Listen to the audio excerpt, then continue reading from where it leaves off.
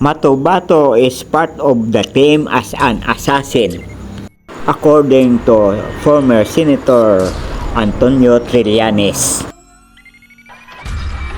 Imagine nyo si Matobato. Sa kanya is siya yung assassin. Part of the team siya.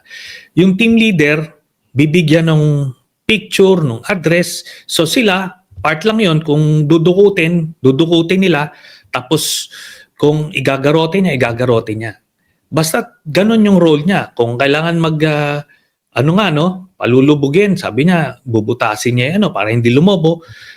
Ganun ito. Hindi ito yung napapanood natin sa mga Netflix na mga assassin na talagang yung medyo sophisticated yung ways. Ito hindi.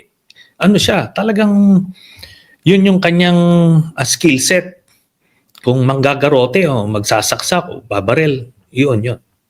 Please don't forget to subscribe to my YouTube channel, Stories of Uncle Paeng. Comment, like, and share, and thank you for watching. Have a nice day.